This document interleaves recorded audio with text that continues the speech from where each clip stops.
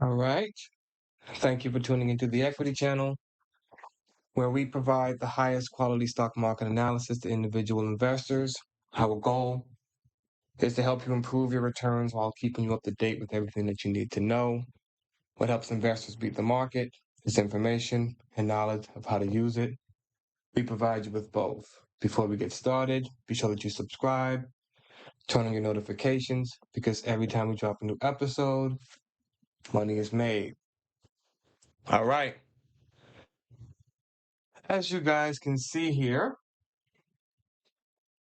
tonight is the night we begin our introduction to value investing. All right, value investing 101, however you want to put that. I made sure that I put together a curriculum that is all about the actual practical application and not just the philosophy. All right, we want to talk about what you can do, not just what you can know. All right, so this weekend and even a little bit more this morning, I put in the work to really just kind of tweak things up a little bit and make sure that we're going to be talking about the things that you'll be able to apply. Now, this first session is going to be very light. What are we talking about here? All right, we're talking about the principles of capital preservation. We're talking about things like why value premiums exist and, so on and so forth, right?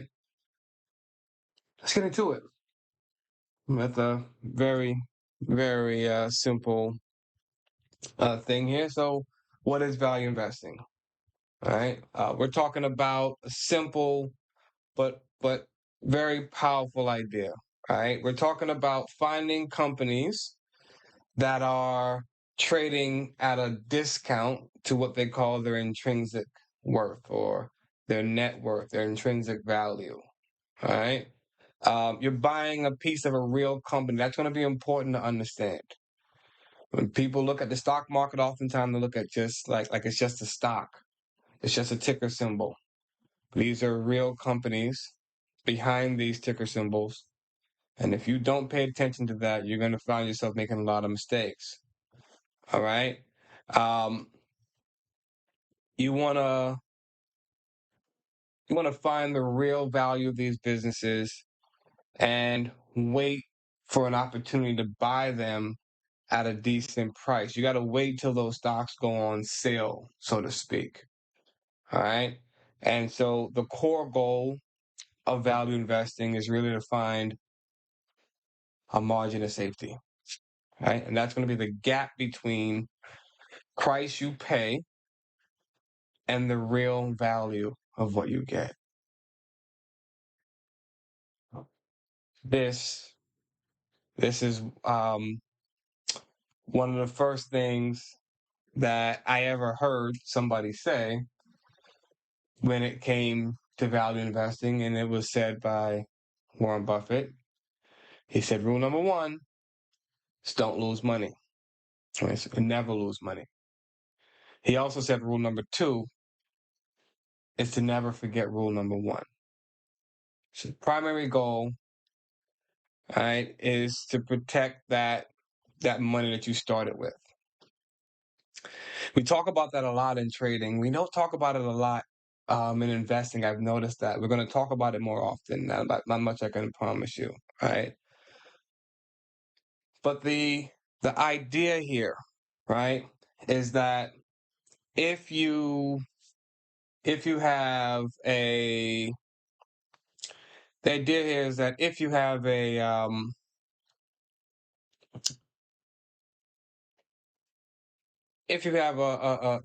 stock that drops by 50% in your portfolio, then you're going to have to get a 100% return just to get that back on track. All right. Now, our goal for returns in the way that we do things, we're talking about the equity channel. Our goal in the way that we do things is we're looking for that 100% return as a standard over a 5-year period. So if we give up 50% out the gate, we've fallen back dramatically from our goals. Right? Now, by demanding a margin of safety, what we do is we protect ourselves against bad luck, mistakes in the math, or any sudden market crashes. All right. Now, this margin of safety, as we said, is the difference between what the company is worth and what you're actually paying. And of course, when we say margin of safety, we mean you want to be paying below. So imagine if the stock was going to fall 50% from wherever you found it that day. Imagine if that actually was going to be the case. Well, in that regard, if I had a 30% margin of safety, for example, then I would get more of a 20% decrease in the stock from myself as opposed to 50%. That is the entire concept of the margin of safety. Right? The entire concept of the margin of safety is really when I decide I want to buy a stock, in the event that this company is not worth what I paid for it today, right? In the future, it could be worth any amount. But we're talking about right here, right now, today. What's going to happen tomorrow? I bought the stock today. What's going to happen tomorrow? If tomorrow the stock drops by 10%, right, then that means I could have had a 10% margin of safety. Now, we can never know whether or not we're getting the best margin of safety that we can possibly get. But if you're actively looking for a margin of safety, the one thing I can assure you is that you will at least get a margin of safety above most other people. They say that investing is, in some way, shape, or form, it's this solo sport, right? It's you versus you. That's what they say. Well, I'm going to tell you today that in some ways that's true, but in some ways that's a lie. It actually is you versus everybody else. It is you versus the market.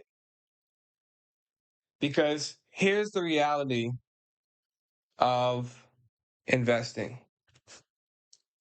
There's a value premium.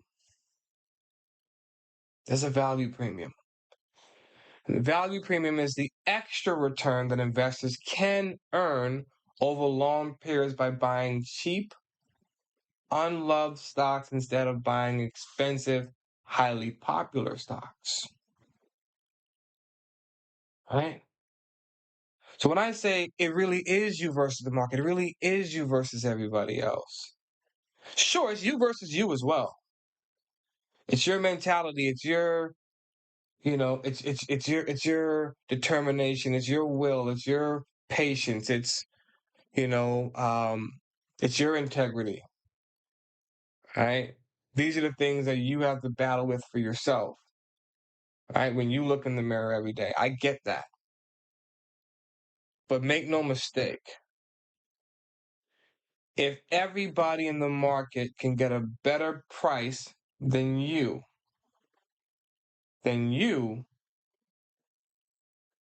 need to be focusing on fixing that problem,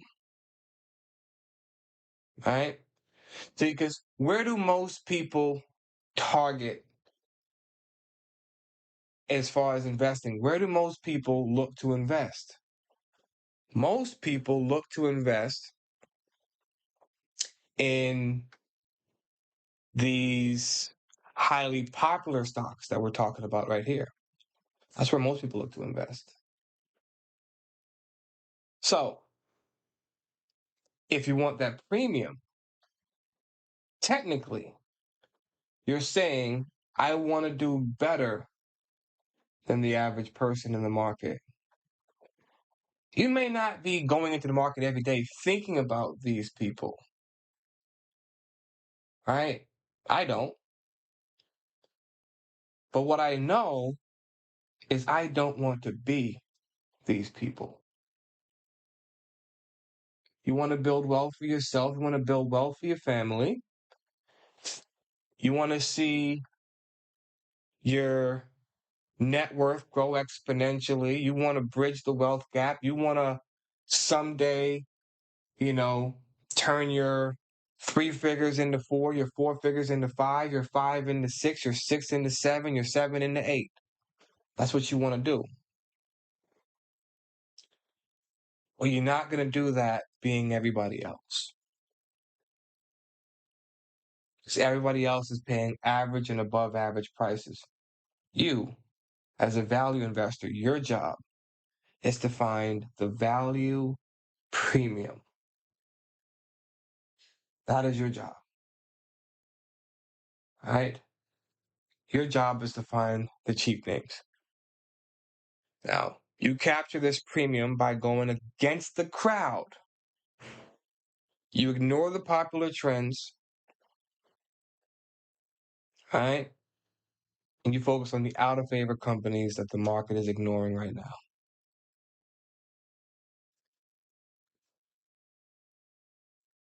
What creates this value premium? That's the question. Right? What creates it? Well, sometimes you have temporary problems with the company. All right? Short-term issues. These aren't things that are going to last forever. I can go back to 2022 and I can think, wow, nobody thought advertising would work on Netflix. Well, guess what? Advertising worked really well on Netflix. I can think back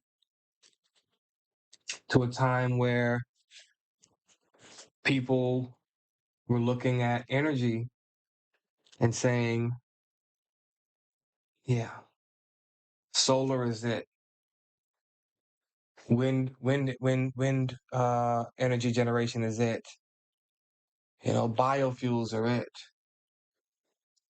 All right. They said that these dirty oil companies were going out of business. That's what they were saying. And you know what? Nobody wanted to invest money there. So there was a lack of capital investment in the oil and energy space, which led to a lack of exploration and so on and so forth. Well, that was a temporary problem because let me tell you something right now. It's going to be very difficult to do away with what they call these dirty oil companies because we need them. So eventually, what I saw was a market where we were going to bring that capital back into play. So when nobody would buy energy, I was buying it. Then energy got expensive.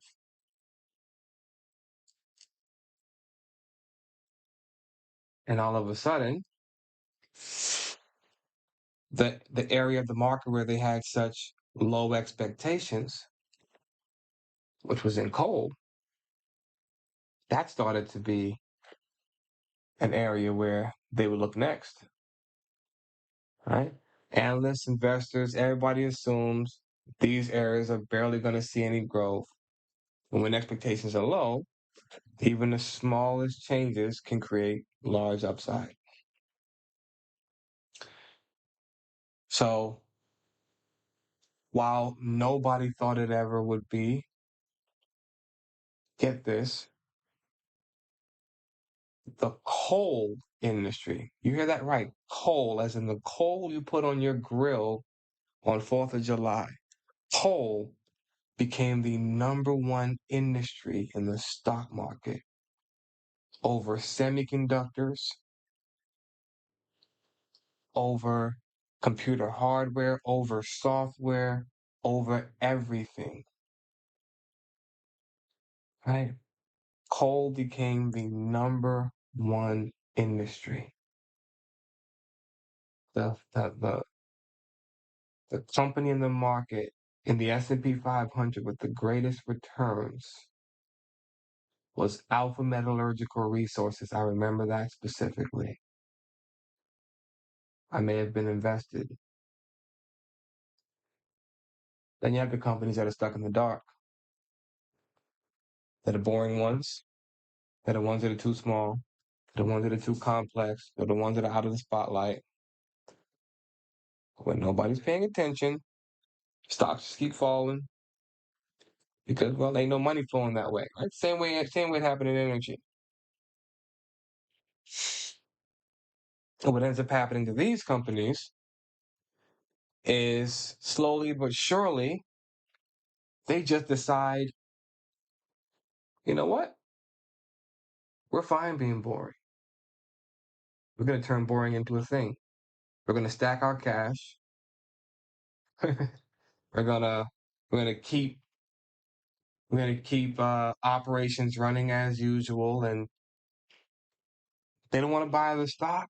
So be it. Right? Stock's not dropping like crazy. The stock's just slowly, again, drifting lower. You know, over time.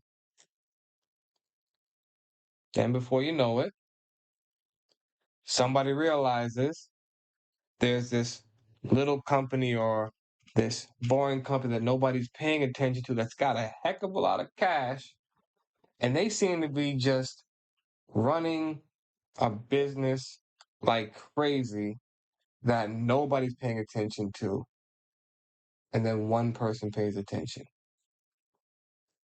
And all of a sudden, this company becomes the next big thing. Maybe it's not the hottest stock in the market ever, but before you know it, it's delivering some triple digit returns, and that's the end of the story. All right. I can remember Vita Coco. over 300% returns. I can remember SkyWest, when no other airline company was even worth looking at. There was one. There was one worth looking at. Over 100% returns. So these companies, they end up delivering the returns that you just never thought you would see from these particular areas of the market or these particular companies at all, or these types of companies. All right. While Coca-Cola and all these guys were, giving you maybe 25 to 30%, like I said, of Vita Coco, those 200 to 300 at you. Right? Who would have thought? In this program, you're going to learn why that happens. Right? The value premium, once it exists, is important. But the why does the market finally start to pay attention? That's what's going to come next. And then you have the forced selling, right? Structural moves in the market. This is your index rebalancing, your mutual fund redemptions, your tax loss harvesting, or even just your simple institutional rules that force selling regardless of how good a company is. There are times when an algorithm is going to sell a company with or without somebody there clicking a button, because it's time to sell. Right? These are forced selling practices that must happen. All right. Now,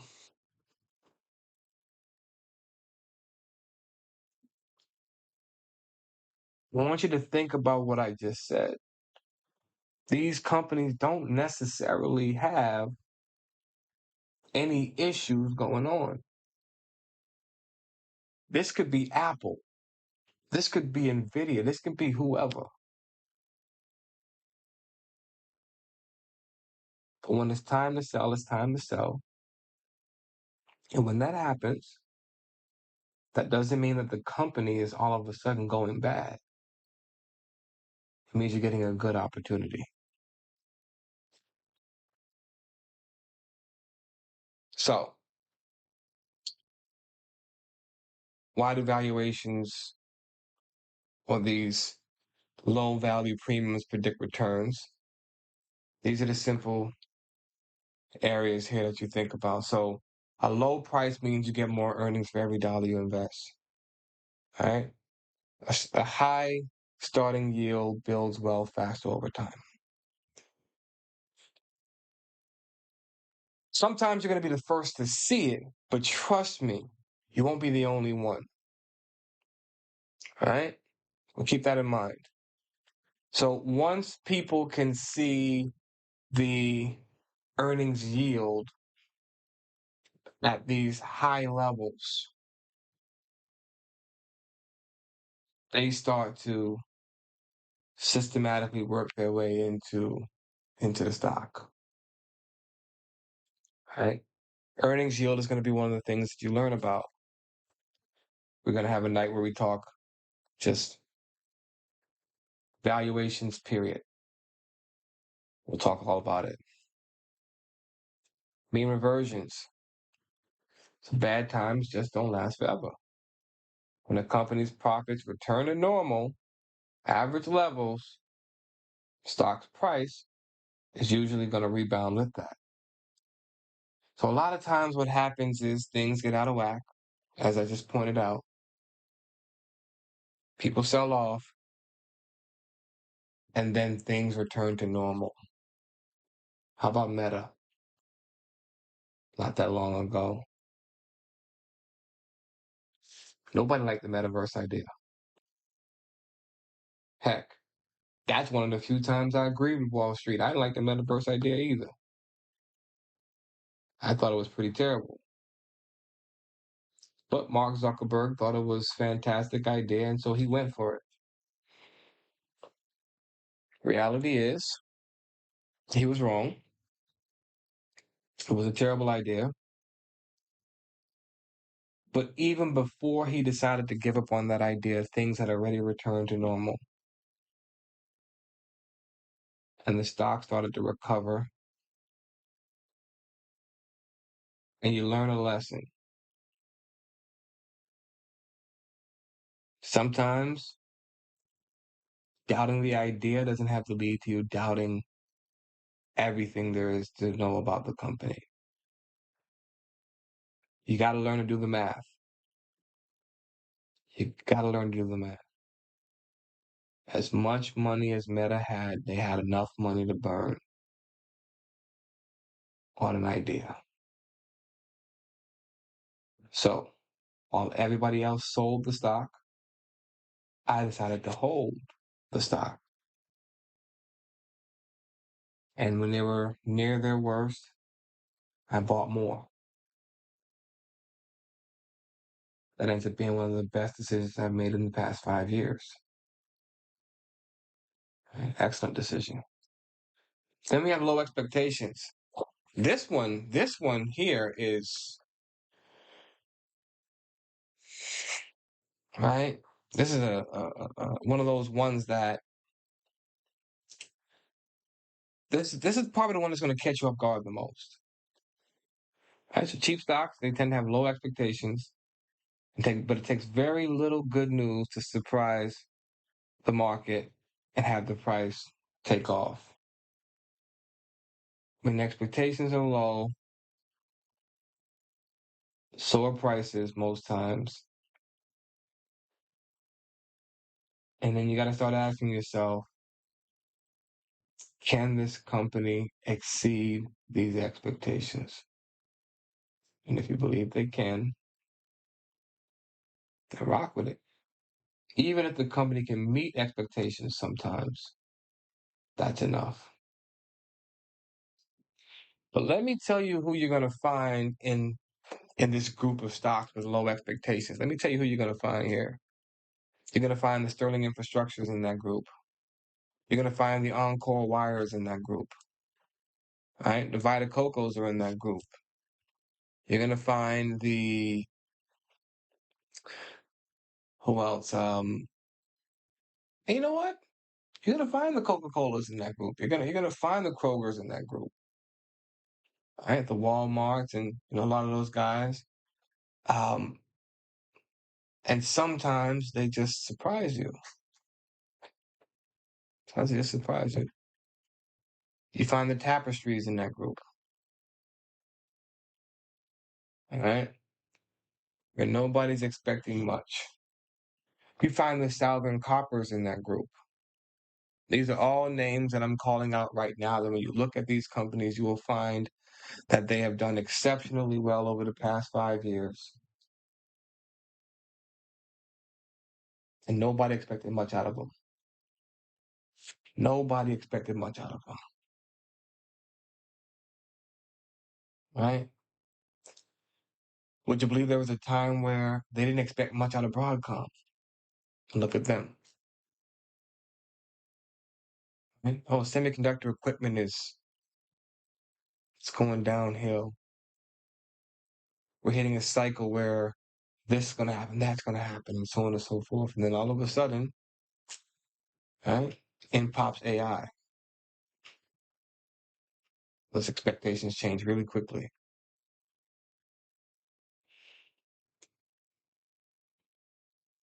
You got to find good businesses. Outside of protecting your money, the second most important thing outside of a margin of safety is finding a good business. When we say rule number one is don't lose money, we're really saying rule number one is find a margin of safety. Rule number two is find a quality business. That's what rule number two is for me. Warren Buffett said rule number two is don't forget rule number one. I say rule number two is find a quality business. High returns on capital, consistent cash flow, a strong competitive advantage, and quality management. Now,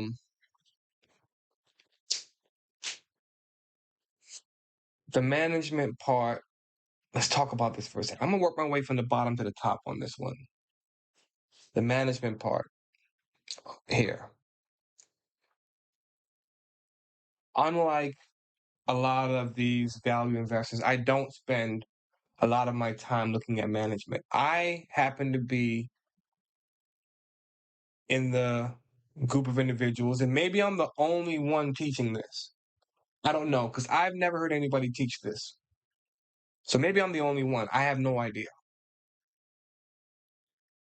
And I guess when we get into the discussion part of our program tonight, you guys can let me know if you've ever heard anybody teach it. But for me, what I teach is you can see the quality of the management in the numbers. You can see the quality of the management in the numbers. You can see the quality of the management in the business. Right? So these leaders of the company, they're smart people. They should know where to move next to keep your money consistently going with integrity. Right?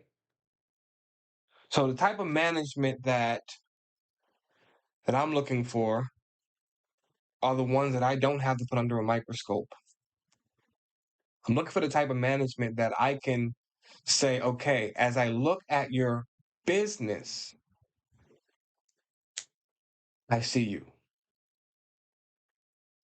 Right?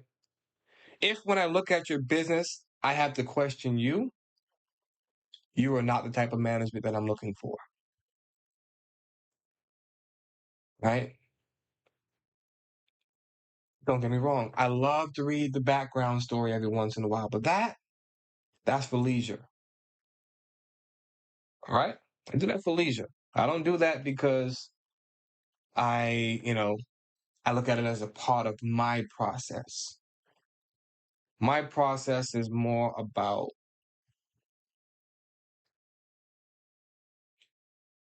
looking at the company.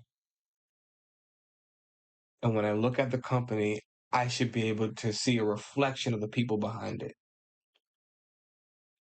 So I don't need 10,000 scandals. I don't need 50,000 lawsuits. I don't need declining earnings. I don't need a suspected manipulation of financial statements. I don't need any of that stuff. I need to see quality through and through. And that's how I know I'm dealing with a quality group of people. That's how I look at management. And when I want to read a story, I read a story. But I'm not here for story time, right? And those that have worked with me, they can attest that we've not seen any scandals coming from inside the companies that we invest in. Not that I know of. Maybe during the discussion portion, they'll let me know if they've seen any.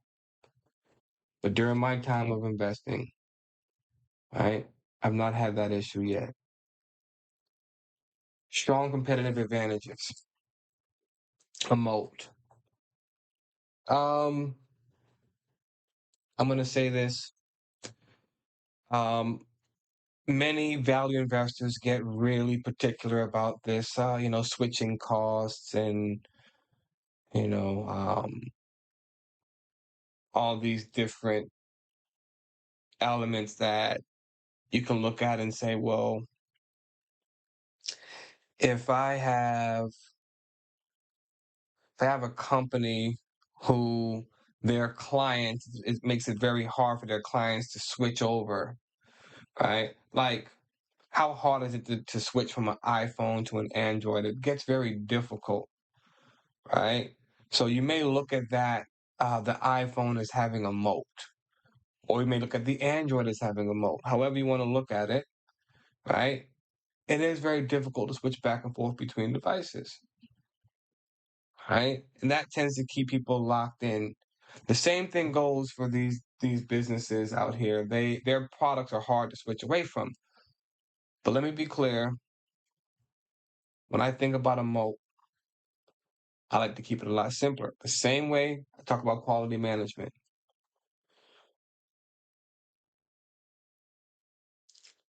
I like vertical integration. I like cash that can go to work. I like a growing business. And I like to see a company who, when I'm looking at them, they give me better returns on my investment than their competitors. See, while people look for moats within these other specific areas, I look for moats that are more apparent, that are more visible, right? If you show me two companies in the same industry and you say company A and company B do the same thing, but company A does it more profitably, right? That's the mode I'm looking for. You can tell me it's harder to switch from company B to company A and say, so company B has a better, has an actual moat within their product. That's great. That's great. Well, let me know when company B becomes more profitable than company A, and then we'll talk to company B. I keep it very simple in that regard. Who's large and in charge right now? Show me them. I can also look for the one that's got the growth story. So the one that's actually building at a pace that seems to be outpacing others. So that means I can still find the smaller company that's just chugging along. So they may not have a competitive advantage over the larger company right now, but guess what they do have? A competitive advantage over the smaller ones in their area, right? So look at that. So I compare apples to apples, is what I do when it comes to the competitive advantage. Show me you can do better than the company right beside you. We'll focus on the company down the road some other time. Consistent cash flows, self-explanatory. I want companies who are bringing in cash, not companies who claim to be making money, but companies who are actually bringing in cash. Throughout this program, we're going to consistently seek out the companies who have the cash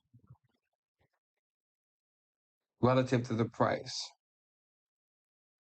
So not only do I want cash, but I want to pay 50 cents for a dollar. I want to pay less for the cash in this business than I'm paying for the cash in that business. Right? And we're going to consistently seek that out throughout the course of this program. High returns on invested capital is the top of the hill, top tier. All right. It sits right there next to the cash because return on invested capital will let you know how good this company will be at having cash left over. So if they can generate excess return on their capital, that means they'll be able to generate excess cash for you to play with. All right. to pay you dividends, to buy back stock, to reinvest, and keep your money going. Which brings us, right, full circle back to the quality of management. Keep your money going with integrity. Why do mispricings occur? All right. Well, investors panic. All right. The market starts to crash. And instead of thinking,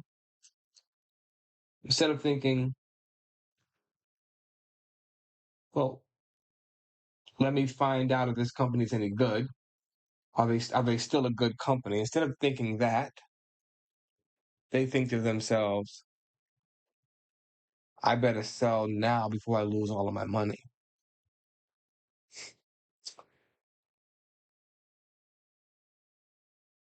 I said it earlier, and this still stands. If a stock drops by 50%, you need a 100% return to make that money back. Well, there are times when you can look at a stock, a group of stocks, and tell which ones have the highest probability of putting that money back in the bank. You can almost think of it like a loan and then say, which company is most likely to pay it back? Who's likely to pay this? You owe me money, right? And think of this for a second here. If companies can buy back stock, right? Stock drops 50%, and that company starts buying back stock. That is their way of starting to pay you back what they owe you. But in this particular case, they're paying you back by rewarding you with a greater ownership in the company. I pay more attention to what a company does when they're down.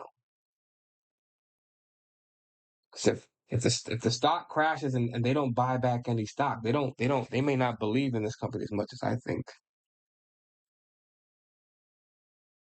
Right? But also, if their stock is crashing and everything's crashing around them, did they save up for times like this? Can they go out and buy other businesses on my behalf? Can they do that? Right? Do they got enough cash stacked aside that when the stock market starts to drop, they can take our cash and go out into the market and say, now is the time to merge with this one, acquire that one, right? So people tend to panic when the market's crashing. Pay close attention to what the businesses that you own actually do. Do they panic? Do they, you know, forget to do they forget to plan ahead, right? Are they the company that's left behind when it's all said and done? But this is why it's important to research your companies periodically. I don't want to be caught off guard just trying to research the company after it fell 30%. I wanted to know before it dropped 30% if it was good or not. That's what I wanted to know. And the only way I'm still in there when it drops 30% is if it just was ahead of schedule. Right? Ahead of my schedule withdrawal, ahead of my schedule exit from that stock. Then cool. It happened. There's also bad news overreactions. Right? like I said, the whole Netflix situation, that was an overreaction.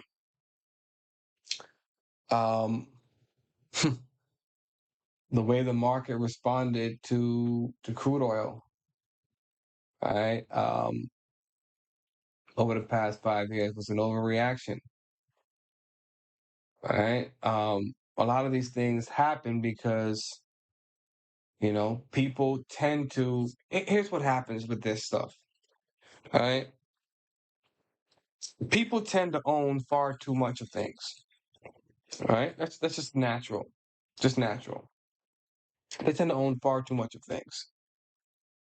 So it's what we call being in a crowded market. So these overreactions tend to be people who've piled up far too much of a certain stock, and now something bad happens, and now you get this overreaction because, well, there's not only one person who's overly allocated, almost everybody is over allocated. So what do they want to do? They want to figure out a way. They want to figure out a way um to relieve that pain that they're feeling from seeing something that they over invested in start to crush their wallet. So that's where these overreactions come from. Right? It's the stress of knowing that they were far too invested in a company. And when something happens, they say, "Oh crap, I got to sell some of this now. I own too much."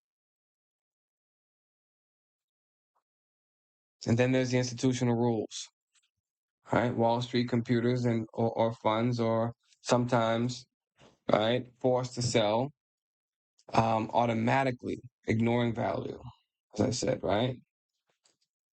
So these are also ways that mispricings happen. Now, don't mistake a value premium for mispricing. Earlier, we talked about why value premiums occur. We're talking about mispricings now. It's not the same thing. A stock can have a value premium and still not be mispriced. It can still not be underpriced. Don't let those two things get confused, right? So let's go back to my example from earlier. Company A and Company B do the same thing, but Company A does it more profitably than Company B. Let's say that Company A is trading at a price to earnings of 30 and Company B is trading at a price to earnings of 40. So now you say, oh, this must be a mispricing because Company A does things more profitably than Company B, yet they're trading at a lower price to earnings. Make no mistake, they could both be overpriced. All we know is Company A has a value premium. That's all we know. Now, the mispricing has to do more with the actual value of the company. These are things I'm going to show you how to do. I'm going to show you how to get it done. Right? But you have to distinguish the difference between the two. Right? Don't allow yourself to fall for the okey doke. Right? These are two different concepts. Value premium says This valuation is lower than this valuation. Unless pricing says this stock is trading at a margin of safety. Okay. So you're gonna have to separate the noise from the fundamentals. Stocks are gonna change prices every day. Companies are gonna miss earnings reports, right? Macroeconomic news is gonna hit hit your phone every 10 seconds, and you're gonna have all kinds of opinions around you. In 2022, after the first 1 month of declining stock prices, Jim Cramer pops on the television. He says, "You got to be kidding me. Apple's a fortress. There's no way this stock is going any lower. You better buy it now before it's too late."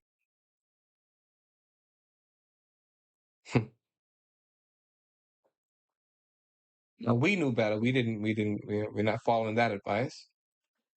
In fact, we actually had Apple's eventual um we had their eventual price target for that year almost down to the T. A few dollars difference in what we ended up buying Apple for. Now, but you're gonna get a lot of noise out there. You got to focus on the fundamentals. Can the company generate cash? Can they pay off their debt? Right? Is their market share growing?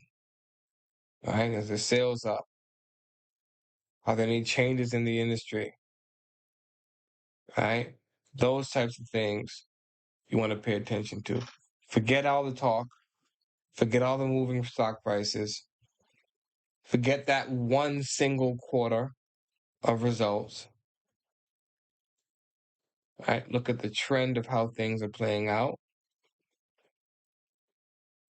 Look at the fundamental value of the company. Are they still a quality business? Yes or no?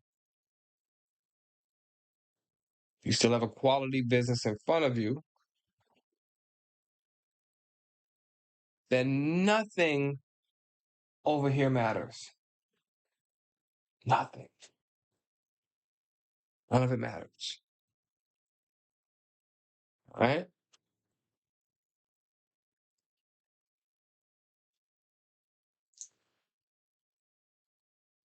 Risk.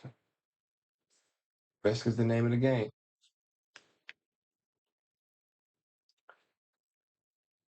It comes from not knowing what you're doing. All right? The types of things that lead to permanent loss of your money. There's going to be some times when you lose that money and it ain't coming back. I don't mean you can't make it back. I mean, sometimes that stock just isn't it. You got to start to learn to understand the risks. One of the things we're going to do in this program is we're going to learn to set limits. You're going to learn to limit the amount that any one company can take away from you. Right? There are companies that if they went bankrupt tomorrow and they took everything I invested in them, still could not take even 2% of my money away from me.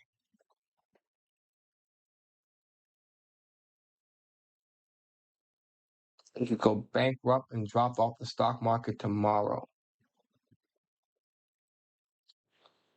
I wouldn't care. That's the mentality. That's the mentality right there. You have to set yourself up for success in such a brilliant way that things actually start to not matter.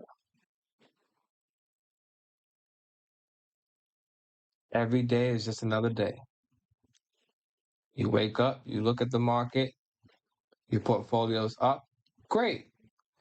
You wake up, you go to the market, you look at your portfolio, the stock market's down, great. It's great either way.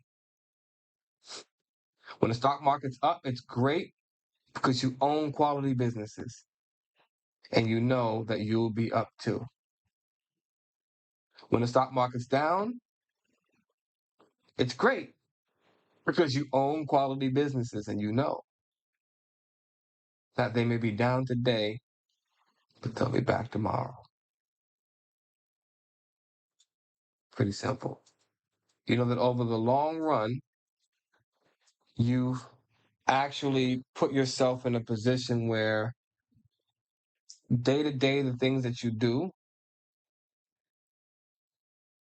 they lead to more wins than losses. And when they lead to losses, you replace those losers with other winners. And you keep that cycle going. Value investing, it's about two things, as I said. All right. That margin of safety and those quality businesses. All right. You got to screen the market, do your math, find that value, get that margin of safety. You got to diversify. All right. Pretty simple. All right. Again, you want to screen the market, looking for companies that you can research. You want to calculate the value of those businesses, right? You want to find a margin of safety below that value. You want to make sure you diversify. I'm going to teach you how to screen the market, and you're going to have a basic screener that you're going to go to the market with on a regular basis. You can experiment if you want to. That part is up to you. But I'm going to teach you a basic screener that each and every time you go to the market, you can use this very same screener and you can dig through this to find out where the opportunities are for you. Eventually, you'll be something like what you saw me today. You know all the ticker symbols. That's how I know all of them. So I go to the market and I find the same screeners and okay? And yes, sometimes I go to the market and I look in different ways. Yes. I will show you other screeners that you can use as well. Okay, we're going to have a full day of how to screen the market. Okay, we have a full day of how to screen the market. Now, once you screen the market, what happens is you eliminate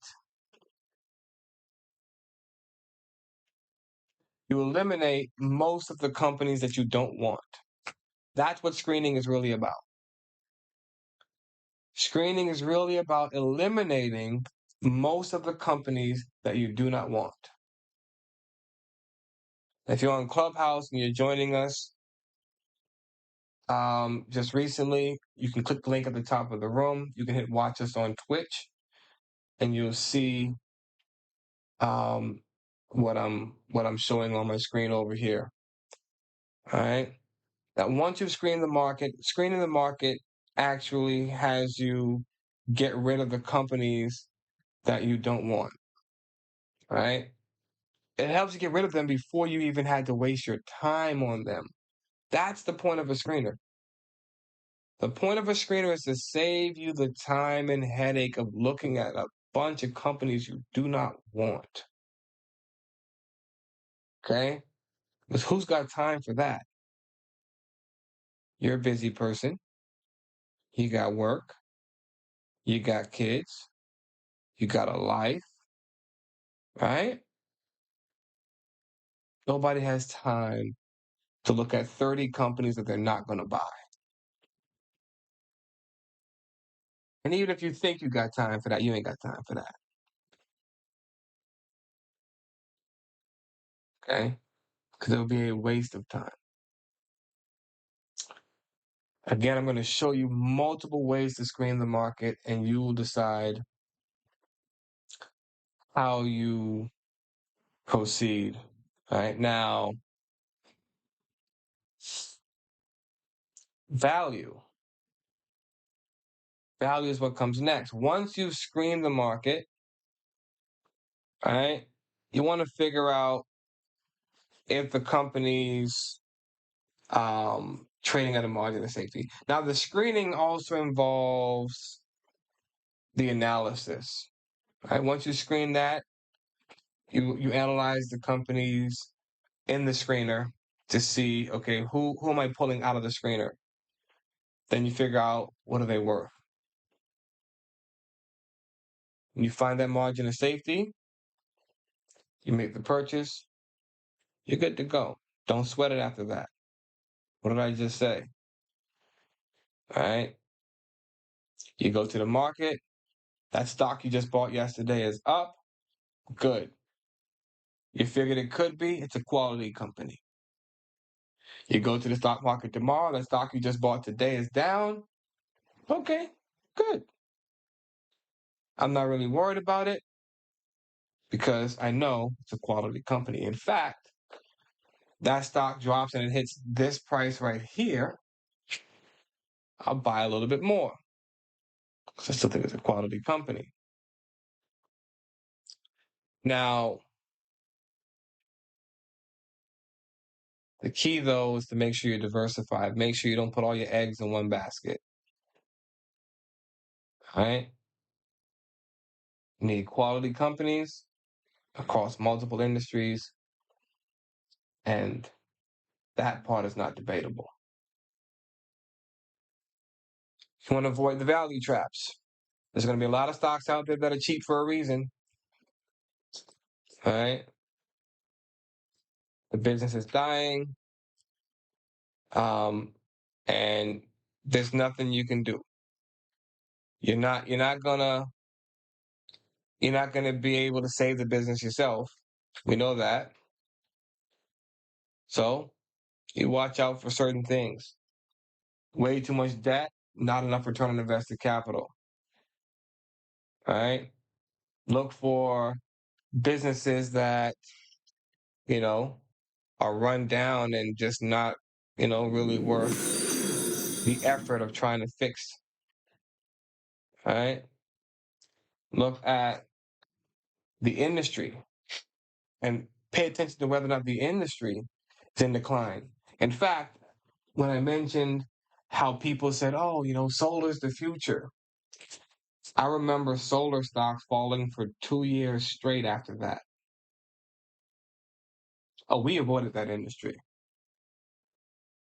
There's no company in the solar industry for 2 years was investable.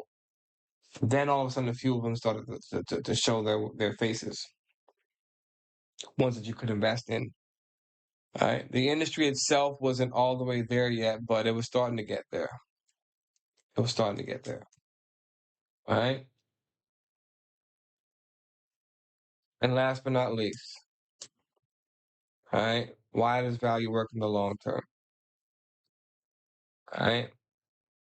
It relies on psychology and real math, while other strategies rely on hoping for future perfection. Value investing relies on protecting yourself today. All right. So preserve your capital, demand a margin of safety, be patient. Preserve your capital, demand a margin of safety, and be patient. Those are the three core pillars of being a value investor. Okay? Quality businesses at a great price and the patience to watch it play out. I'll repeat that again. Quality businesses at a reasonable price and the patience to watch it all play out. All right? So let's get to having ourselves a little discussion. I'm open to answering some questions or hearing some thoughts. What do you guys got for me? Let's talk about it. Anyone?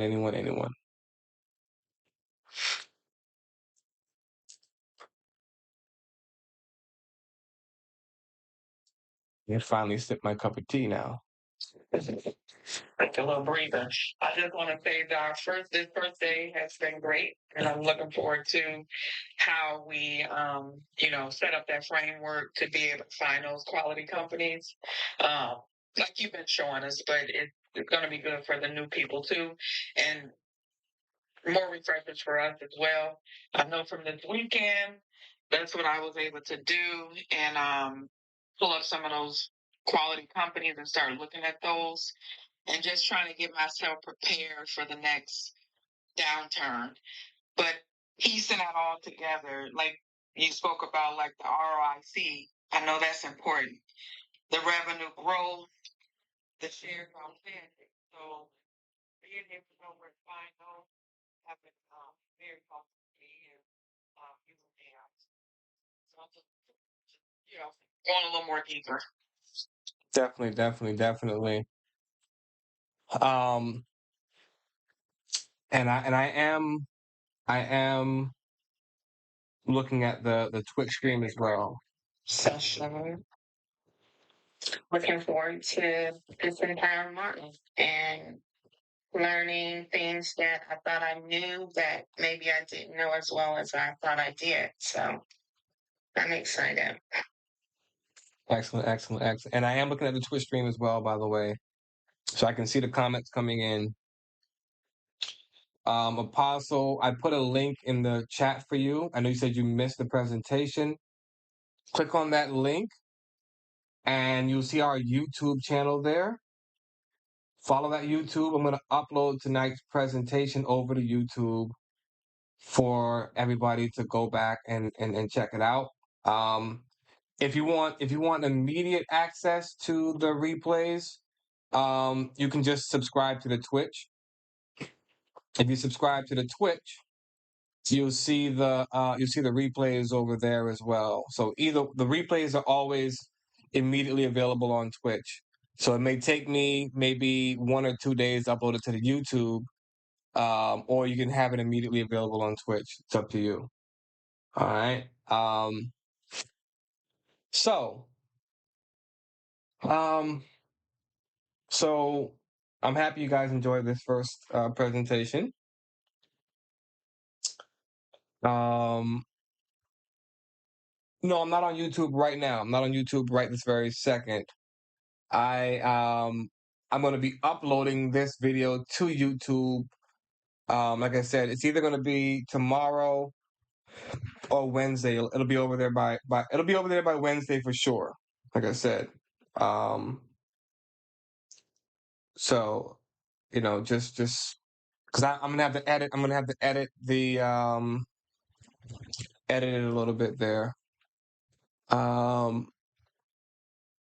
You mentioned if a quality company drops by a certain amount, you buy more. How much is a certain amount exactly? Can we quantify that? Typically, I'm looking at the original discount rate. So if let's say I was looking for a 15% discount. I got my 15% discount. I will typically not touch that stock again unless there was another 15% discount. Okay? Other than that, everything else is within reason for me. And let me be very clear about this. I'm not just going to be buying every 15% discount that comes. That'll be the last time you see me buying that stock for a while. Okay. I'm willing to accept that maybe the margin of safety I got wasn't the margin of safety, like the best, right? So I'll point that out very clearly.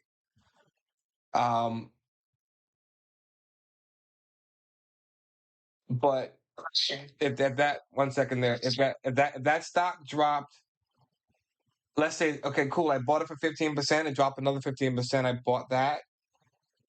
The next time it continues to drop, I'm gonna start to assume that I got the wrong company here. Okay. Let's be clear about that. We do not hold on to losers. All right, Moji, talk to me. Sorry for interrupting. No, you're good.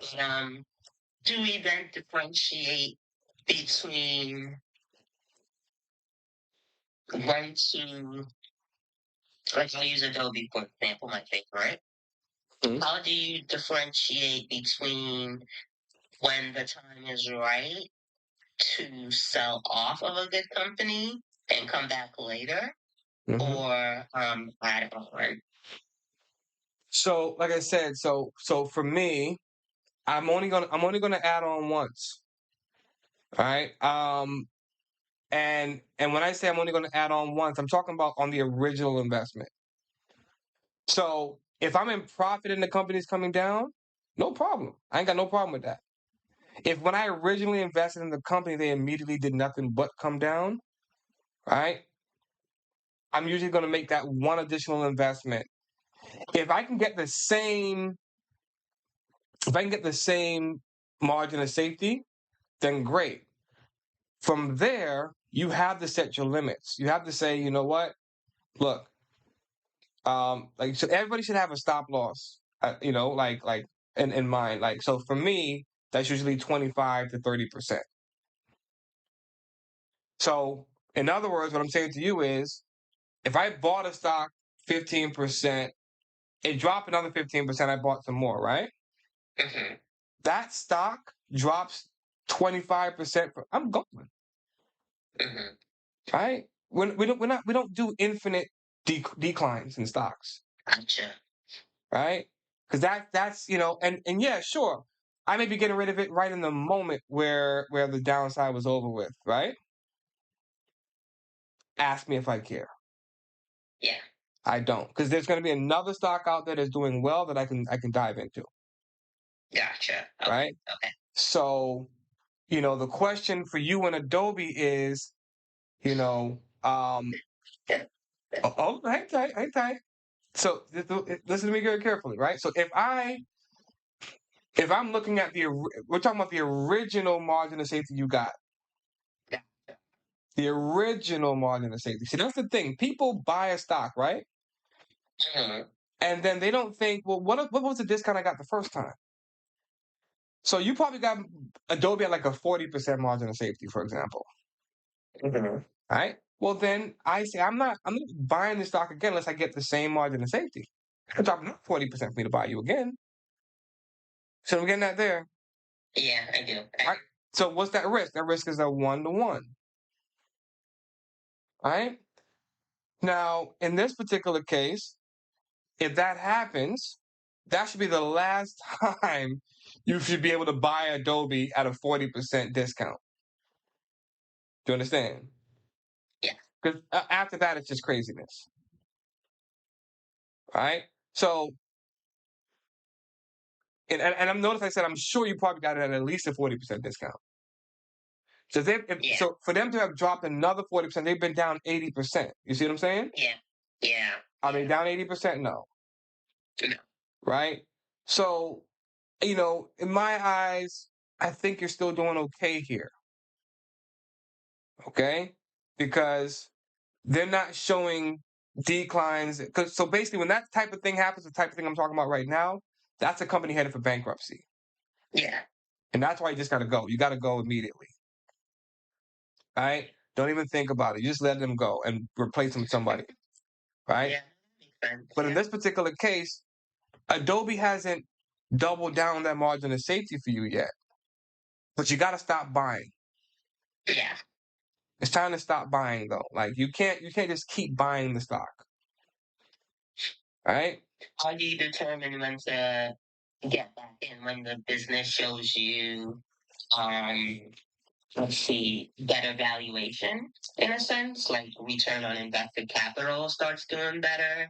Is that what you're looking for? Well, no. In this particular case, Adobe's already doing well, right? As a company, you need to see the market actually rewarding them for that. So, if I got out of the stock, I would keep it more simple and say I just want to see them actually on an inclining path. Let me see the stock actually, starting to move higher. So, recently I've been talking to you guys about the 2200 cross, right? Maybe look for something like maybe look for a 2200 cross. All right? Something that actually shows that there's some long-term structural, shift. You say 2200? The 20 200. So the average price over the past 20 days is now higher than the average price over the past 200 days. Right? It's okay to use technical factors sometimes. Wait, say that one more time. The average price over the average price of the past 20 days is now greater than the average price of the past 200 days. Right?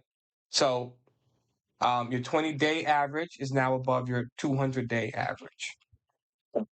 And so, that'll be a better sign. It's okay to use technicals in these particular cases because you already know the fundamentals. You already understand how fundamentally sound the company is, but the stock seems to keep sliding, right? Yeah. So, in this particular case, you use your other this particular case you use your other your other tools exactly. Okay. So you basically you're looking for some relative strength. All right. Gotcha. Yeah. Thank you. April, we certainly will have a step-by-step slide on doing the math. I got that already planned. I got you on that. No problemo. Anisha said, what causes you to immediately reject the company?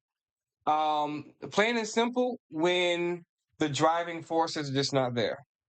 I'm not talking about the forces that are driving the stock right now. I'm talking about the ones that will drive the stock in the future, right? Because anything can drive a stock right now, right? A stock could be absolutely the worst. It could be attached to the worst company on the planet and still be up 200% in a year. Okay? For me, I want to see the long-term driving forces be there. I want to see the company be, delivering a great return on invested capital. I want to see the company be, I want to see the company be showing some fundamental improvements. I want great margins. I want, I want cash flow for my money. All right. I want relative strength. So I want to know that I'm dealing with a quality company. So the minute I see even the slightest sign that a company has just none of the qualities I look for, that's an immediate no. I don't think about it. I don't say, well, what about what they're doing here? What about what they're doing there? I don't do any of that. There's no trying to rationalize purchasing a terrible business. And some of you guys have been there. You've negotiated with yourself about things that you said were non-negotiable. In value investing, it's very important that once you establish it as non-negotiable, it is non-negotiable. Right? You will not find me investing in a business where both the return on invested capital and the F score are missing. Or let's make it even worse. Return on invested capital is missing, F score is missing, and and there's no margin. There's no margin of safety, no relative strength. Right? That's just the worst. That's as bad as it gets. Talk to me, Anisha. No, I was just gonna say when you get done, can we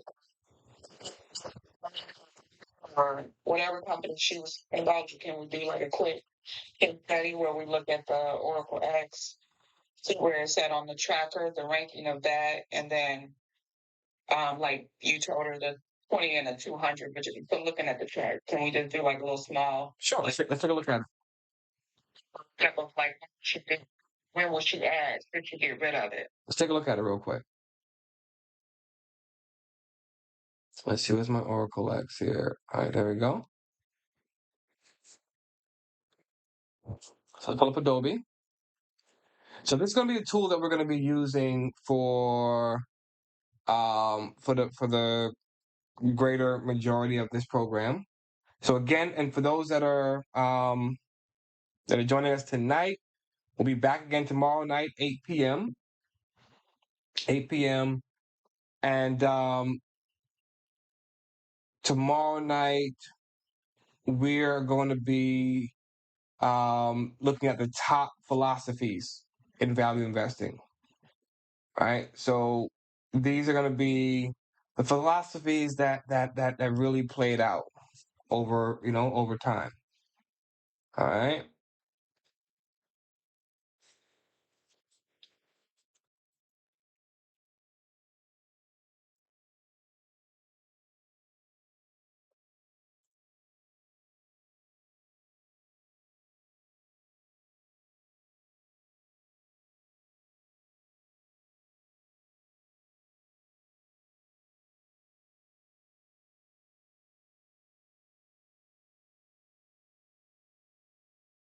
Not so like we said, so they haven't like continuously been so since April they've just been really been sideways, right? Even like since February of this year, they've really been just sideways. Right? They haven't really been dropping further from here. Right? But they've come a long way. Right? They've come a long way. And that's the part that matters the most there. A long way down. Yeah, that's what I'm saying. All right. So okay. So as you can see, Adobe still a strong buy with a favorable outlook. F score is a 7. Return on invested capital is 63.3%. Enough. So one of those cases where you know we just have a company that's out of favor. The market's currently just down on them right now. Right? Um, you you got this 286.58 right here. This is about the street value right now of the stock. They've gone as low as 220. All right. So you had a pretty decent discount. Notice look at this, right? What's this high? 285.36. So they went just about right to our street value there and started to come down from there. Let's see what that looks like here. 286. I'll get it close as I can, right? That's about a 20% discount right there. Right? It's about a 20% discount there. Um from that original price there. Right. And like I said, so right here is about a 38%. That's about 40%. Right. So um I know they come from beyond this point, right? But most of our purchasing happens in this particular area right here. Right. Once they've already, come down. So and if you go before they actually dropped as well, right? So in this area over here. All right. So that's the real, the real gist of everything there. Um So now we got to get Adobe to a point, Moji. What I'm saying is where their average prices get back about 200 moving average, and you can see here where you're talking about $305 right now. Before you know it, this 200-day moving average is going to be down here in the 290s, 280s, which is going to be pretty much right around our fair value right now anyway, right? So you're not going to be missing much to give them that time to get, to actually start making a move here. All right, not going to be missing much. Now, we want to be clear about something. The stock market could be headed for a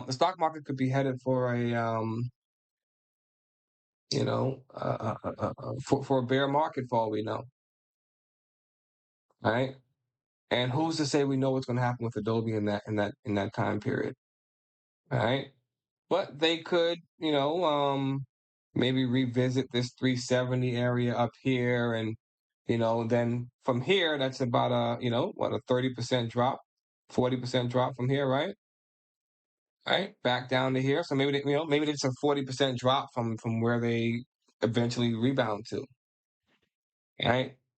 And again, I look at this as like, am I falling back from having gains, or am I just continuously falling? And that part matters to me. So with your Oracle X, you can see all the fundamentals are there. They score a 9 out of 9. Right? They score a 9 out of 9. Really, this is just the market being pessimistic about software companies. And, the question is, did you originally buy them at a good price? And that's what starts to weigh on people and in their decision making over the long run. Is really deep down, we're really thinking to ourselves, like, man, why do I have to buy them at this price? It's kind of what you're thinking in the back of your mind, sometimes, But by that logic, yeah, wouldn't we, because, one of the things or the tenets of like value investing is you add on. Okay, I guess would that only apply, like you say, you add on when the one is looking, like sort of when you talked about, not oil, one of the energies, coal. And when everyone was thinking it was done and that was the time to add on, wouldn't that apply in this scenario with Adobe right now? yeah, Everyone is doubting them, and so on and so forth. yes, it does, right? But there's people that don't own Adobe, and there's people that do. Right? That was me speaking to the people that don't own Adobe. Right? For the people that do own Adobe, that's a different decision. You understand? Right? So, like I said, for me, I bought a lot of Adobe in this, like when it comes down to price ranges in this area right here. Show you. I love Adobe in this price area right here. So at some point, I had these gains right here. Yeah. Yeah. Right. Okay. Again, it goes back to whether or not you were in profit before the fall.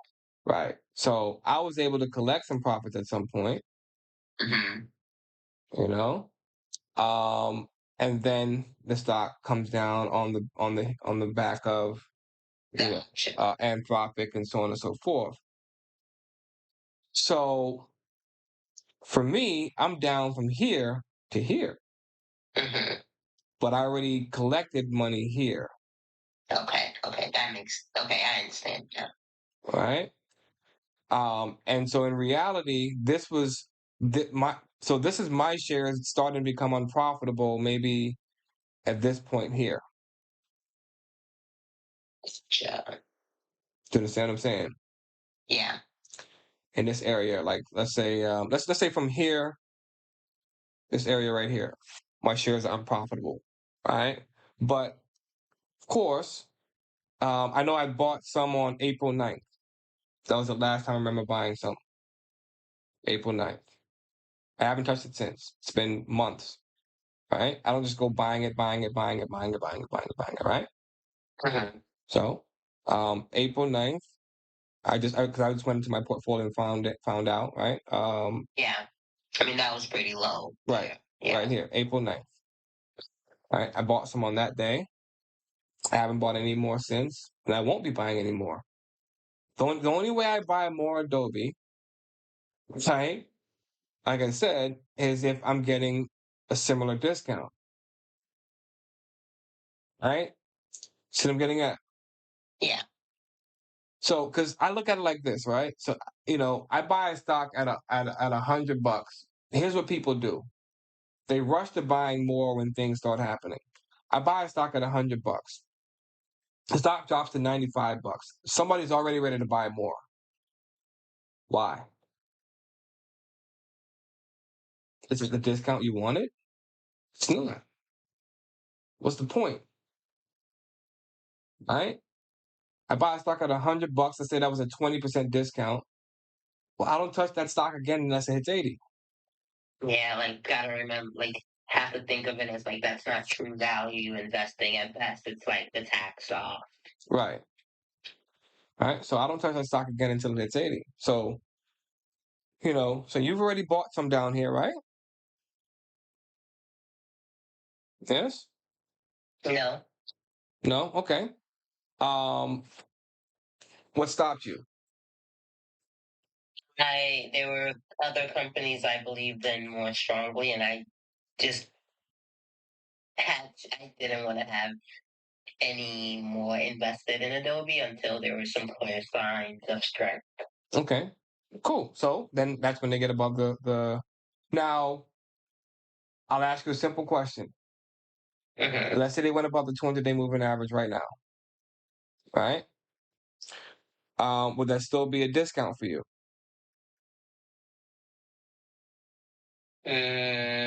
No, if they went above it, no. Okay. So therein lies the issue. Yeah. So therefore, you would simply be saying, I'm not buying anymore, period. Mm, Right now, then your focus is on selling. Not selling all of it. Right? Profits. yeah. Your focus should The go. rest, like if it wants to take them, I guess the way I thought of it is, I sold off the majority and kept the rest. Where Mhm. I don't care if it takes 3 years. I mean, obviously, I don't care. But like, it's just money I've looked away from now. It can do whatever it wants for the long term. I like that. So for the record, so for those that are just joining us, maybe for the first time, or maybe you haven't been privy to this conversation before, so this is that portfolio strategy working now, huh? Now you see how it feels, don't you? Feels different, doesn't it? Yeah, you know it. It feels different now. Now that you Yeah. make the right portfolio decisions, now all of a sudden it feels like, okay, you know what? This feels a lot more relaxed. Yeah. All right, like, you know what? Adobe, take your time. 6 years, 5 years, 5 years, 6 years. I see you when I see you. Yeah. Right? That matters, yo. Talk to me, Alicia. Anisha. No, I was gonna ask Moji, what gives you that confidence that you can wait for 3 years? Well, it's more like the amount invested in it currently is an amount, like they always say, never invest more than you have or more than you're willing to lose. So for me, it's like that the amount that's there currently is an amount I'm fine with seeing how it plays out without it impacting my buying in other areas. Okay, so Duran, I would ask, how does she build her confidence? And have a quality company.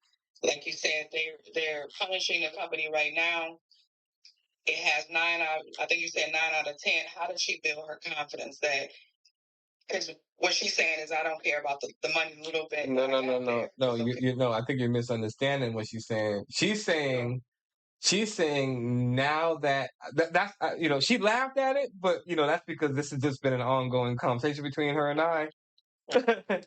What she's saying, Anisha, is that now that she's finally allocated the amount that the portfolio tracker told her to allocate, now she's like, now I feel more comfortable waiting 5 years.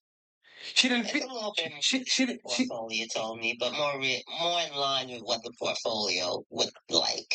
Right, exactly, Yes. right. So basically, so now she can be more comfortable because before it was uncomfortable. She had too much money invested in it. Okay. But what gives well, I guess off Moji, when I'm looking at Adobe, what would give me the confidence to say, yeah, I can just hold this. I can stay in this. Oh, okay.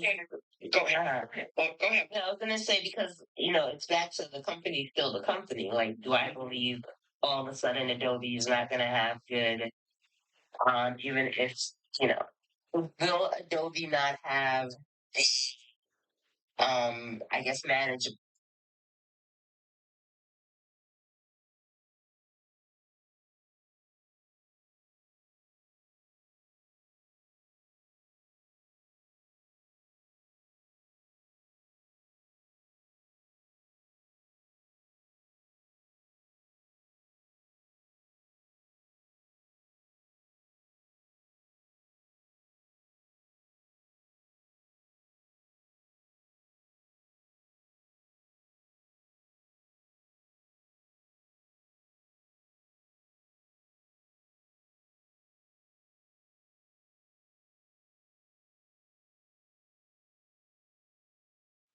So I think my next step would be to look at, under the hood, under their financials and stuff like that, and just see if everything is still intact, and probably listening to the earnings call. So that's kind of all I was saying. We're becoming thinkers, but like, how do we get to that level where, like you just said, you don't feel that Adobe will fall or whatever. So yeah, and thank you for like pulling it out of me, because again, sometimes you arrive at the answer, but you're not really sure how you got there. And you know what's interesting about them being a rank number 2, Anisha? Check this out. You see, it may not seem like it, but they're 22% off of their 52-week low. So that's why they're ranked number 2 now, because you got the favorable you got the favorable outlook, and they're 22% up off of that 52-week low right now. So that's enough to get them at a number 2. Is that on the track or count? It's negative. Yeah, the 1-year returns are negative 32, right? The relative strength I'm talking about, the alpha, right? Would be what's the alpha? What's you're looking at it right now or no? Right, 0.94. I figured it would be in the 90s because it's a 22% return, where the SP 500 is probably, not that not that far away from that, maybe 27% or something like that, So that you gotta look at that return off of that 52-week low. So this is kind of what I was talking about earlier, Moji, when I said, so if I bought on the 9th, those shares that I bought on the 9th of April, right, are now up 19.5%. You see? So if I want to, I could take profit on those shares right now. Those particular ones. And this is how we kind of, focus on cycling through these investments. You know what I mean?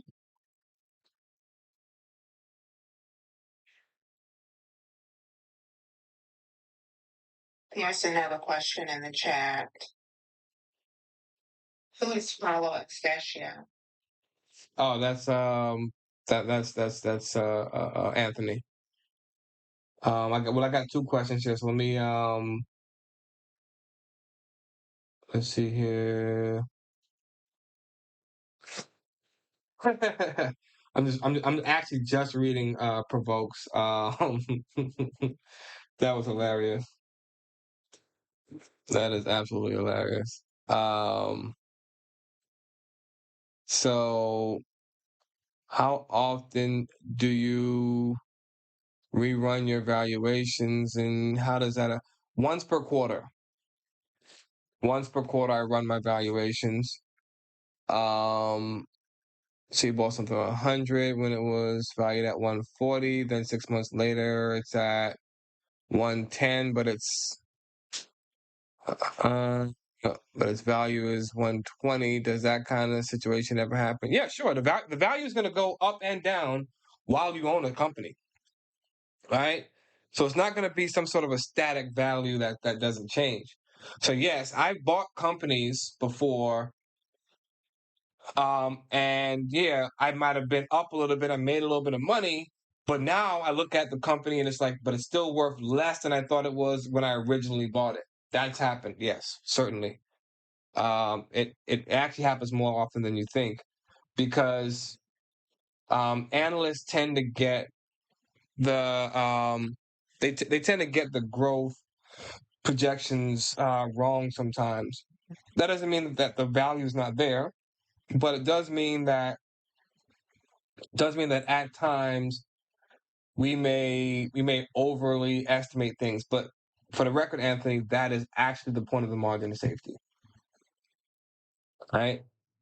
That's the true point of the margin of safety. And the key is to not really touch things so much. You don't want to be touching things every 10 seconds. Because I can assure you, man, you're gonna be, oh, I bought here, I sold here, I sold here, I bought here, I bought here, I sold here, I sold here, I bought here. And before you know it, man, you really just gave up a lot of gains for doing too much. Right? As opposed to, okay, I'm in, and the only way I touch this is if I gain this much or I'm down this much. Right? I'm in now. The only way I touch this is if I'm up this much or I'm down this much. That's it. Nothing else gets me to touch a stock. I don't really think about it after that.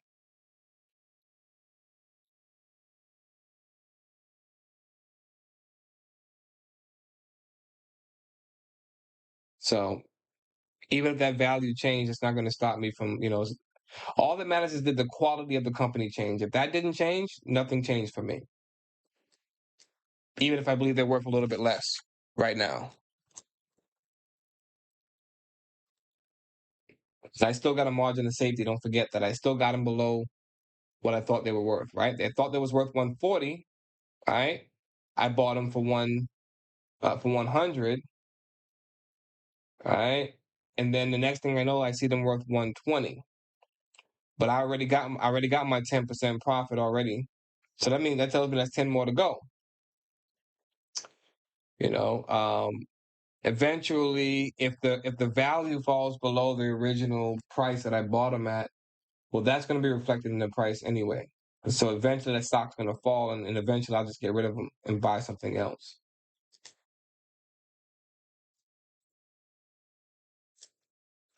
That's the other beautiful part about the system that we've built. The other part of the system that we've built is like that stock would fall to a 3. And so it would actually automatically make me take money out of the stock. It would force me to take money out of it and move that money to something else that's doing better. Like the actual system we built forces us to do that, just for the record. Yeah. And you guys are going to be learning all that. And can we go over when, I mean, I'm sure it's on the line, but when we are in the threes, when do we start knowing that it can potentially go back up to 2 and 1? Okay. Yeah, we can talk about that. But like just to touch on it briefly, it's the depth of the discount that really, you know, you remember you always hear me say, undervalued and oversold. It's always the depth of the discount. and whether or not the market's with it. I love to see the market down with the stock. That's always one of my best indications that I'm likely to get a bounce in the stock from this particular valuation. So, um, but other than that, if the stock is just undervalued and oversold, that actually works, enough right there as well.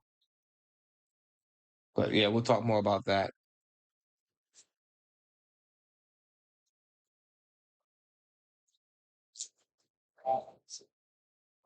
So with Adobe, being I think she said on hers, her portfolio tracker, it was a 2. Is it going to be that way on everybody's? Or if I'm looking at mine, and I ran it today, I'm at a 3 for Adobe. Well, so as far as the last time she ran hers, I don't know when the last time was she ran hers. I read mine today. Can you see what did you put strong by favorable? Yeah, I put strong by favorable. Can you put the green thing? Yeah, can you put the green thing again and run it again? Did you run it again? You said you did it today. Yeah, today. I'll do it again. I'm just wondering, like, I'll go trying to click it individually. Or instead of doing sync all, just sync it for that one. Well, then you have the latest one that he just sent out. Oh yeah, that. And once, then, you know, because he did change some parameters. Yeah. If you did you so you should have gotten an email, Andre, that gave you the new tracker. That she is right about that one. Yeah, I will. I'm sure this is the new one, but I wish I could tell what version I brought it. See. Well, did you download? Well, you should. I only sent one out to your email. So is that the one that came to your email recently? Yes, about a week ago. Yeah. Yeah, just something else different this year too as well. Yeah, you should see like down below. You should see all the down below. Like you should see all of the what do you call it? The catalyst.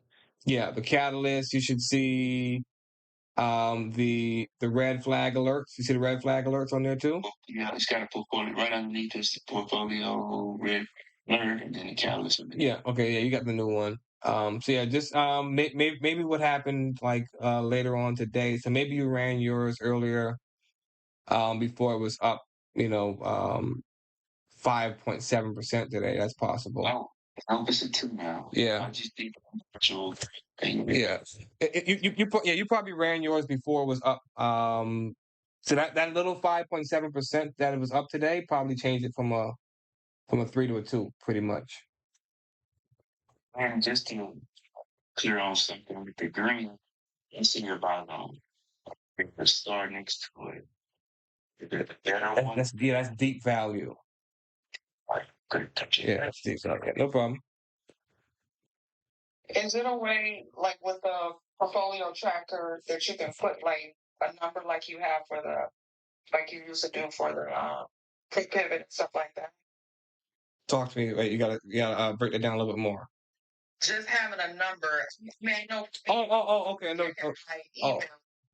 And I'm able to recognize my, but it would be nice to have a number or something so then we know that we got the latest. Yeah, I know what you mean. Yeah, I got you. Yeah, I can do that.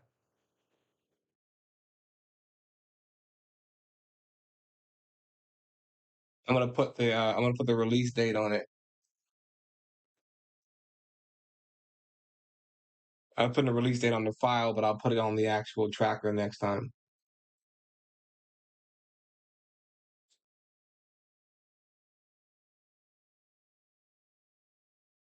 Yeah, I like doing the release dates now. I think the release dates are better.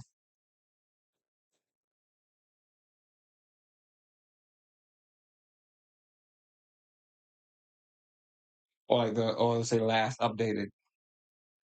Probably better do that, right? Last updated this date. Yeah, anything just to like separate it from the last one somehow. I mean, I know when you're doing the numbers, then it's like, oh, okay, yeah, we're on. Like when we're talking, we're like, oh, we're on 83, or we on the, so we just know. We got the latest one. Yeah, I'm putting. It'll say last updated at the top, right below the title. It'll say last updated on the next one, and then I'll just, whenever I'm done editing it, I'll change the date and before I send it out. I got y'all on that one. No problemo. All right. So again, tomorrow night, um, we will be talking about the top value investing philosophies. So that's going to be, the Benjamin Grahams, the Peter Lynch's, the Warren Buffett's of the world. We're going to be talking about those philosophies and really breaking down what those philosophies were about, just to give you an idea of what what you may want to do, where you may want to start with things for yourself. All right. And then we'll start getting into the nitty gritty from there. All right. So by Wednesday, we'll actually start talking more about. By Wednesday, we'll actually start talking more about, like, let's start digging, right? Um, Valuation, multiples, all that stuff. So before I get into the process with you guys, I want to get into the, like, just kind of dialing things down so you know what things are. So by the time we start talking about the process, I don't have to stop and say, well, a price to free cash flow ratio is this. A price earnings ratio is that. Right? I'm going to go over those things first. All right? So all the things that you need to know about, I'm going to teach you about first. And so then when it's time to actually start digging into everything, we go straight into it. All right? I'm going to go straight shoot. All right? So I'm gonna have a whole session where we talk about the different types of screeners that you can use. Um, I'm gonna have a session where I talk about all the different ways that you can, find a margin of safety, all that stuff. So, it's gonna be up to you to really, you know, um, like dial in, right? So,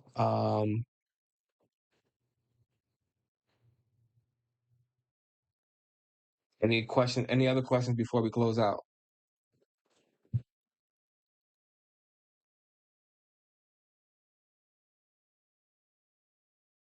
Oh, sorry.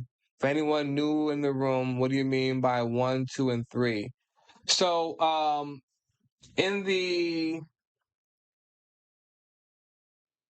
in the um in the portfolio tracker, right? Ones, twos, and threes are actually the investment ranking that we give the companies for portfolio allocation. Can you pull it up, the screen around? Yeah, sure. 1 second. Let me.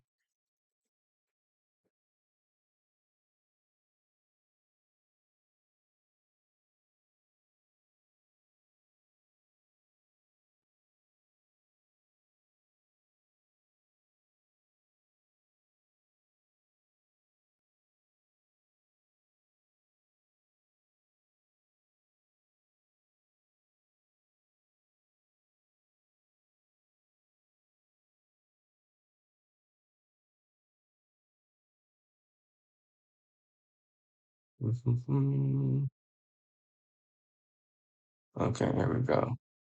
All right, so this is the portfolio tracker here, and I give this portfolio tracker for free to anybody that I give this portfolio tracker for free to anybody that actually owns a copy of the Oracle X. Right, you see the Oracle X right here. So this is what we use to analyze stocks with. The link that's at the top of the room on Clubhouse, and the link that I put in the chat on Twitch. All right. Anytime you guys want to, you go in there, you see it says stock analysis tool, and you'll get this analysis tool and you get the portfolio tracker. All right, now, okay, so you have your rank ones, your rank, right, threes, and so on and so forth, okay? So pretty much your rank ones, your rank twos, your rank threes, and I can just sync these right now and just start to go through the names. What these really tell me is whether or not a company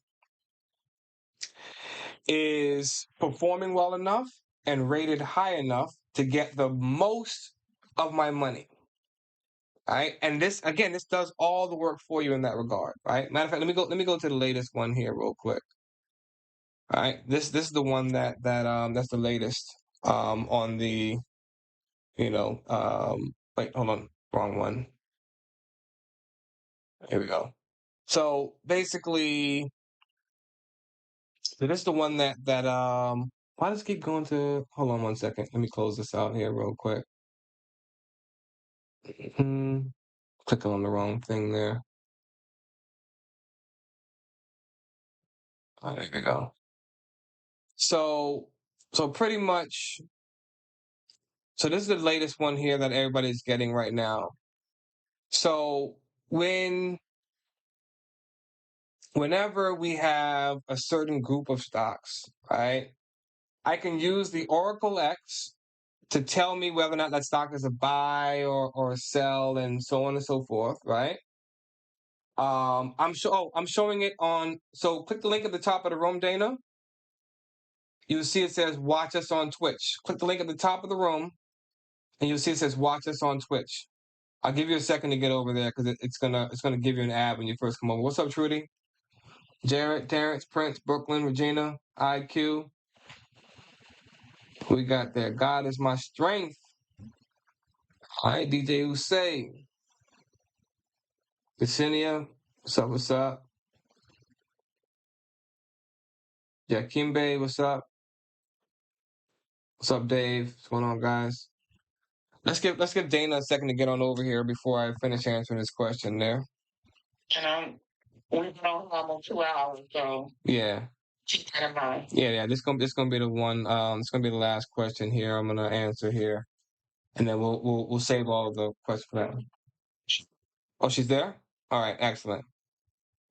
All right. So, Ola, what's up, Trudy? We're waiting for Dana as well.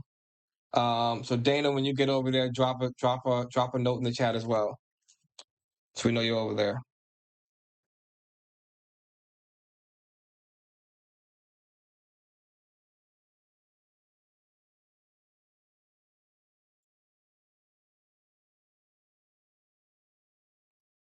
All right, and so again, in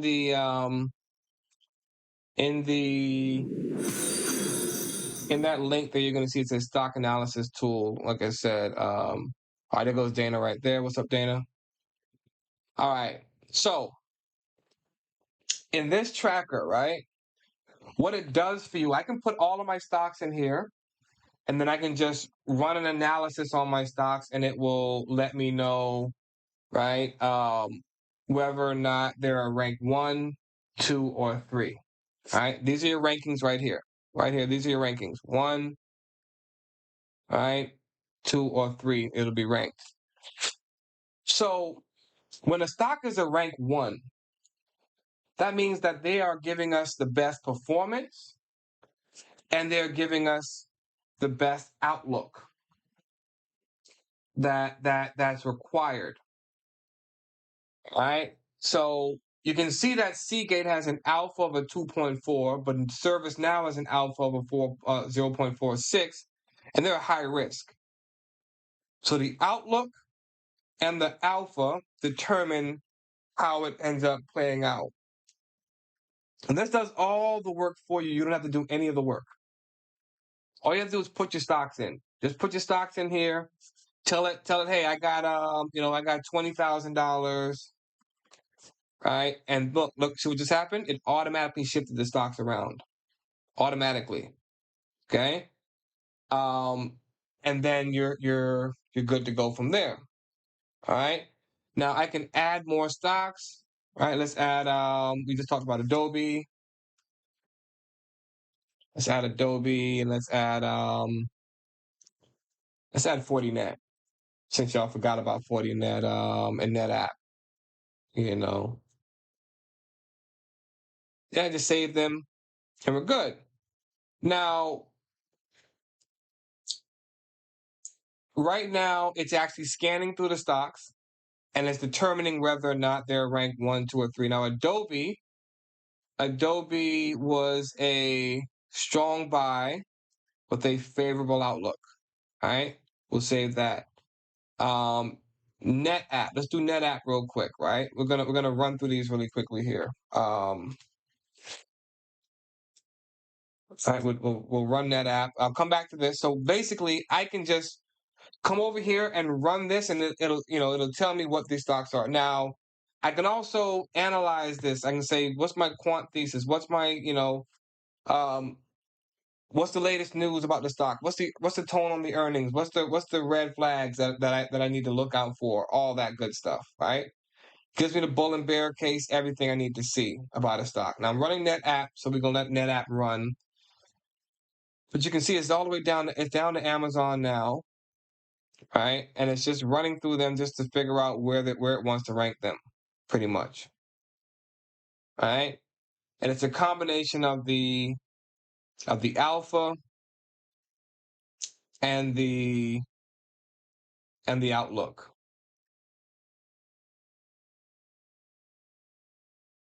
No, you don't put how many shares you own. Here's why, right? Because it actually doesn't matter how many shares you own. It matters how much money you have invested. Because you don't have to own a whole share of a stock anymore in this world. There could be $1,000 stock, and you can buy $200 of that stock if you wanted to. Right? So we don't put how much we own. We put well, actually, let me be clear about this. This particular system actually doesn't really care how much we own anyway, because in the end, the system itself, is not here to listen to you tell it how much you own, right? The system is designed to tell you how much you should own, right? So, right. So now I have my new joints right here that I just uploaded. Notice look, all my news is here now. I got all my news here from the stock, right? These are all the news events that are just happening. If there was any red flags, it would flag the red flags and so on and so forth, right? And that helps me out. So you'll see the red flag alerts here. Boom. So ServiceNow, Fortinet, NetApp, these are all red flags for now, right? That I have to pay attention to. Let's go back over to NetApp, right? NetApp is a buy with an exceptional outlook. Now watch this. Now it has NetApp on the flags list because it's a hold and a neutral outlook, right? I repeat, it has it on the list because it's a hold with a neutral outlook. So it's telling you to go and find out if they have the return on invested capital, and they do. So even if they were a hold, you would own them, but they're a buy with an exceptional outlook. So watch how the system updates itself. Let's go back to the red flags list. You can see NetApp right here. It says check the ROIC. You see right there. Check the return on invested capital. So and let's keep updating them. So I'm going to change this to a buy with an exceptional outlook, right? And now, if I go to the red flags list, it's no longer there. All right? Now it's no longer there. This system 100% fully works on its own.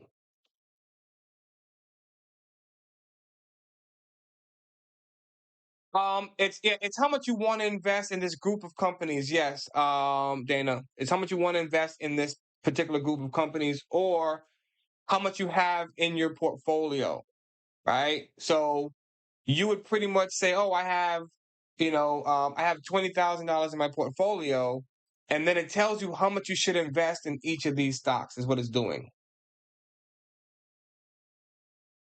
all right? So it does all of that work for you. So notice it just moved Google up here to a 1. Let's hit Adobe next.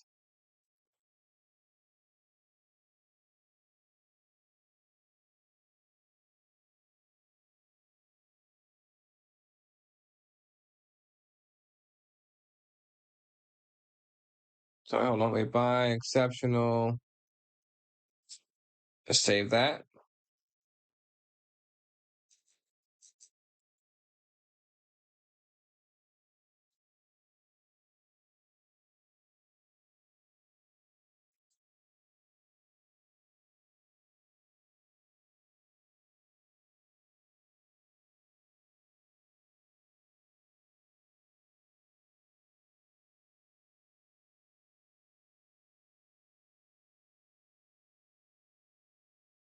All right, so you can see it moved Adobe up to a 2, like they were just talking about earlier. All right, so consistent across all portfolios. Move Adobe up to a 2. Let's just do NetApp really quickly here.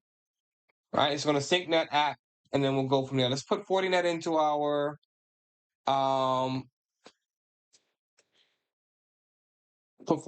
tracker here, and it will give you red flag alerts. If you have a company that's a red flag, it's going to red flag it. Okay, so like I told people before, either you're going to listen to the tracker or you're not. Right, but nobody can force you to do that, right? What's up, Pepe? What's good, D-Ron? What's going on, man? How you feeling today?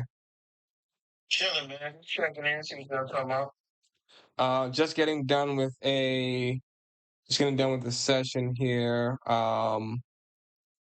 On value investing. That's all. So you can see NetApp moved up to a 1 right here. See NetApp moved up to a 1. So essentially, if I have a $20,000 portfolio, it's going to have me investing ones. It's going to have me investing 1,000 into my ones, 500 into my twos, and 250 into my threes is what it's going to have me doing. All right. So it's going to just reduce the amount of risk that I'm taking if the stock is not up to par. So if I own Adobe, it's going to have me invest 500, but I can't invest 1,000. Even though it says Adobe's a strong buy, I can still only invest 500. That's what it's telling me. You cannot invest the maximum amount. All right, now let's check out Fortinet real quick. Fortinet was a hold with a positive outlook. Okay, a hold with a positive outlook. Let's run that last one there.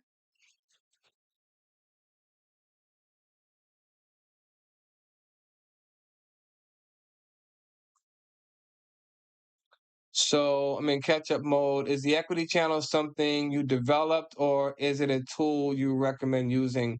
So the equity channel is the platform itself, right? The equity channel is a platform that I built to help educate people about finance.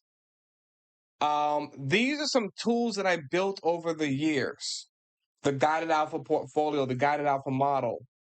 These are tools that I built over the years in order to, help benefit people even more, right? Because people were learning, but I always had my own tools in the background. So when you go to these schools to learn finance, they teach you how to build models, and I use that knowledge to build models that would help people, if that makes sense, right? So basically, I took the knowledge they gave me of how to build models. And I said, okay, well, I want to build the type of models that helps people like make decisions. And that's what I ended up doing. I know she just got an ad break, so I'm gonna wait a minute there. till our ad break is done.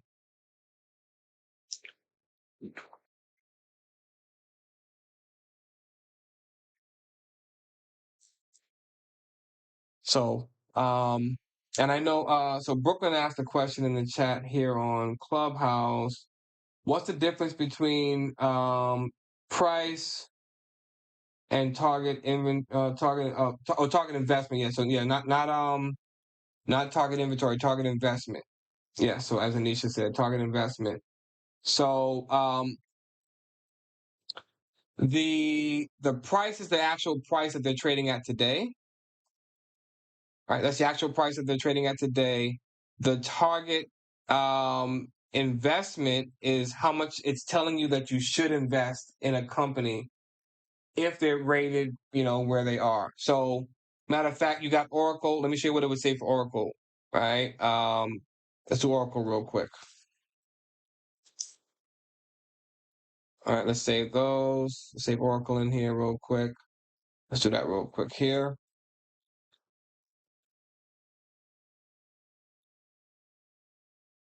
All right. So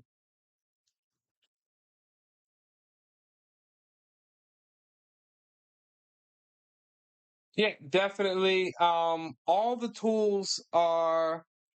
You see that link at the top of the chat, Dana?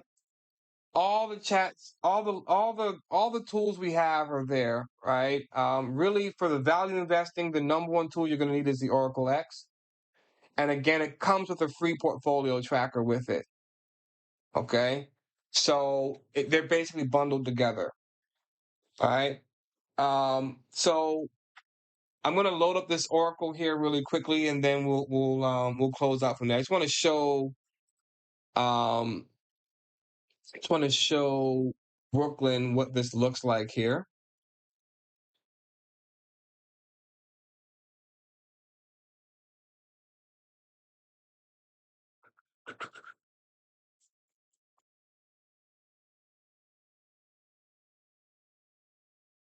All right, it's pausing right now. All right, so it's a sell with a negative, right? So it's still a sell with a negative. So that means Brooklyn, no matter what, we are out of here. All right, it means no matter what, we are gone, right? Sell with a negative outlook, we're out of there. And isn't it beautiful that we get to sell them at we get to sell them at such a great price? Isn't that great? All right, goes to show you that value matters always, right? So Oracle's going to be gone. I'm going to be replacing them with somebody else. Yep, sell while you're up. So, like we talked about today, set that trailing stop loss, right? And leave it be.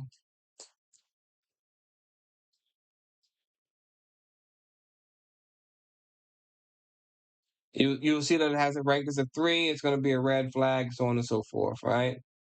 And maybe someday Oracle will improve and everything will be back to normal, and we can invest again. Like, I invest in companies multiple times throughout the course of my career. Okay. But so for tonight, guys, that's it for tonight. All right. We're gonna pick up on. So this is gonna be a very, very extensive program. We're gonna be doing this for 1 full month, guys. So Dana, Trudy, all of you guys that are popping in, we we're gonna be doing this for the entire month of June. No. That's a for the trackers and stuff like that. It's just a one time. Once you buy it, you own it. Every time I update it, you get an update. You don't have the It's not a subscription, nothing like that. It's just yours after that. And then even all the updates are yours as well, Dana.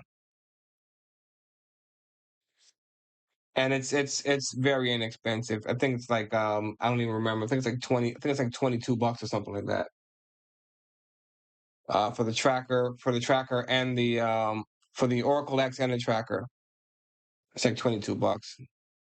All right. Yeah, it's very inexpensive. I don't really, create them for that purpose.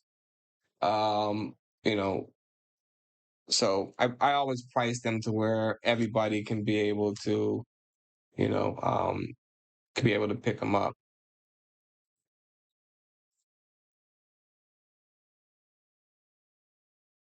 Anyways, guys,